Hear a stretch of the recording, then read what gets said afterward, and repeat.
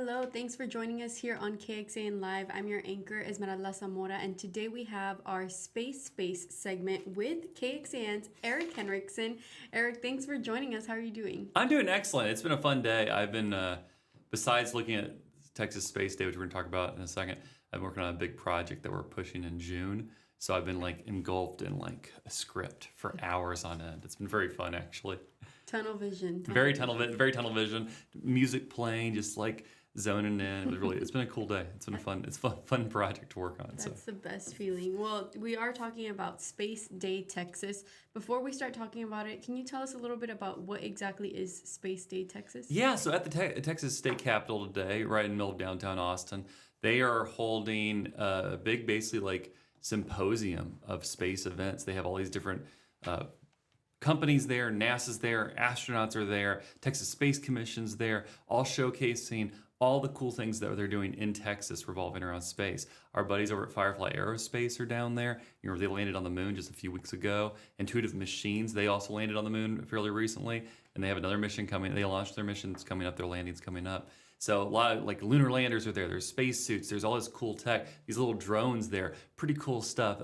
We sent our photographer Todd Bailey, who got to give me the scoop on it while I was in here tunnel vision on my project, and he got to go check it out and meet with some of my friends who were like, "Oh, we haven't seen him in a while," and I was like, oh, I wanted to go so bad, but he gave me the full lowdown and I got some lowdowns and some sources that I'll tell you all about it. But it's lasting all day today. It started at 9 this morning and it runs till 5. The last event is scheduled for 4, but it runs till 5. So keep that in mind. And they're also celebrating the 25 years of the International Space Station, right? International Space Station, which if you remember last week I said it will be coming down soon. Yep. But we've been on there for 25 years. It's a very old space station, by the way. It's really old. It's time for it to come down. It's time for an upgrade, all right? So International Space Station is wrapping up its time, but it's been 25 years. And over that 25 years, we've had a continual human presence in space. So that's part of the things that NASA's celebrating at 10 a.m. They had a proclamation they read on the steps celebrating the long stretch of time.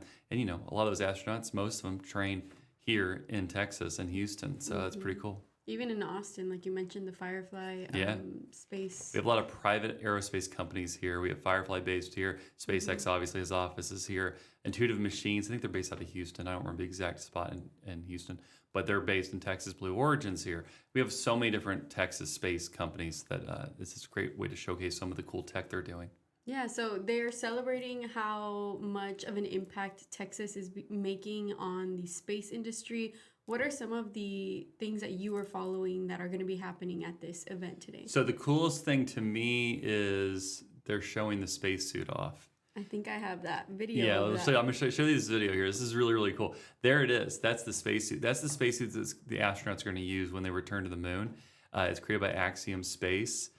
Pretty cool. And by the way, can we talk about Todd's shot? How cool is that? I don't know how they have it standing. So they were going to do a demo this morning at 9. That one got delayed. There's a second one coming up later in the day, and then a third one even later in the day where they're going to show it off and people walking around. There has to be something in there holding it up. I've seen these things on stands before, but I've never actually asked that question, so I'm happy you did. There must be some strings pulling it up. There's a giant puppet master somewhere far above it that's holding it up. Or it could be stuffed with something, right? Or stuffed. That's probably what it is. It's probably a mannequin or something. But it's really cool, right? So that's the new upgraded spacesuit. It's a lot smaller than the older spacesuits we used to have, and it's created by a private company.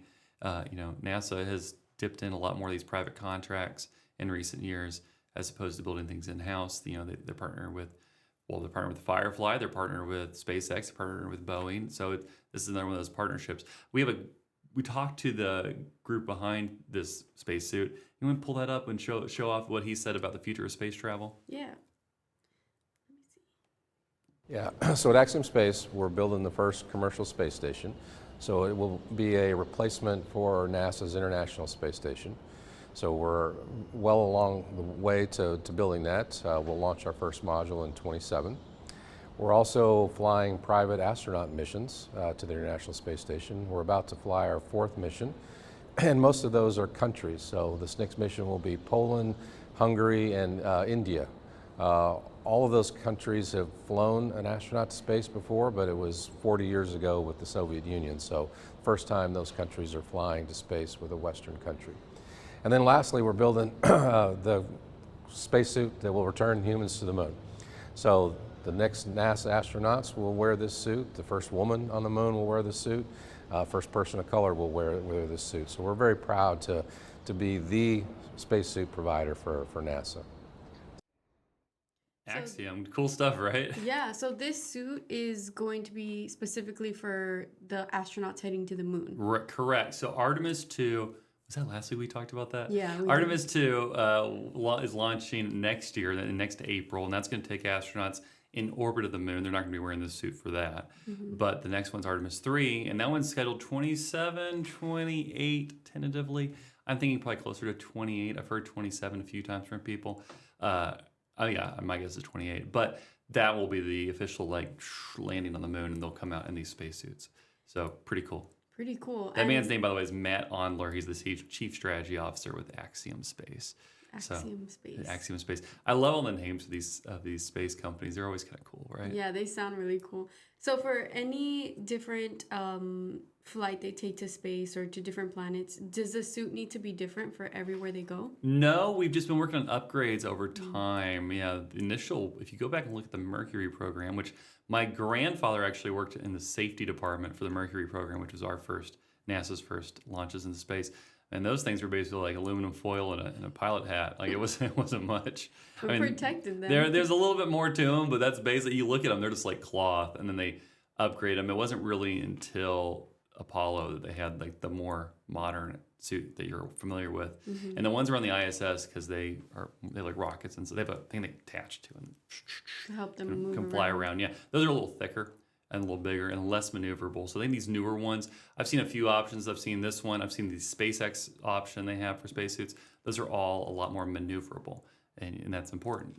They did talk about, I talked to a lot of astronauts about this, and I've heard a lot of astronauts talk about this, how exhausting it is to be working in space. And I'm always curious why. And probably a lot of it is you're kind of limited in mobility, just because the suit has to protect you from radiation, heat, cold.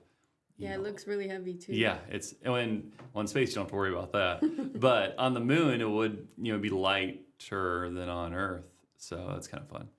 Now at noon, the crew of Artemis 2 is holding public remarks, right? What do you think they're going to talk about? They're just going to talk about their mission, and there's going to be a Q&A scheduled for shortly after that, so that'll be pretty cool. They'll be able to give people an update. We saw them at South by Southwest. It was 2 weeks ago, and pretty cool hearing from them and their excitement and kind of them describing the mission and what's to come from that mission.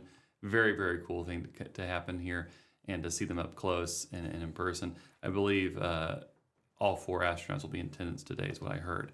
So at South by we only had 3 of the 4 who could make it. But yeah, pretty cool things.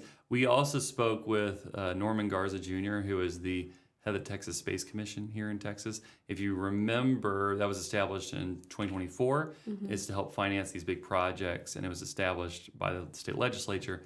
It's appointed by the governor's office and a few other people. That team that puts this thing in motion every year. I chatted with them when we were in Houston a few months ago, where they were building their new facility that was also part of the same bill that put together the Space Commission. This new facility that's going to be testing like ground vehicles for Mars travel and the moon travel. This is what Norman said about why this conference is so important and why it's important to present this information to the public.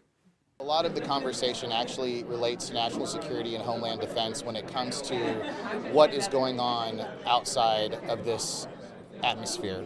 The first to go to the moon will make a big difference for the way our daily lives are conducted. There is truly a race back to capture all of the opportunities in space against the adversaries of the United States of America.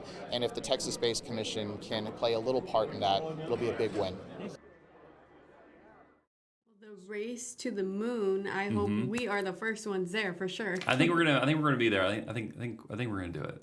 I'm excited to find out, but I think we're gonna get there before the rest. The new space race is on, and the moon is just one step, and then it's build the space station, and then it's head to Mars, and then beyond, and see where our race vacation. Can go. Send us on vacations. Those 9-10-month vacations that we all love in deep space. I think I would do it. I would do it. Actually, I couldn't. I've been honest with this. I don't think I could do like a 9-10-month stay. Really? Yeah, my partner.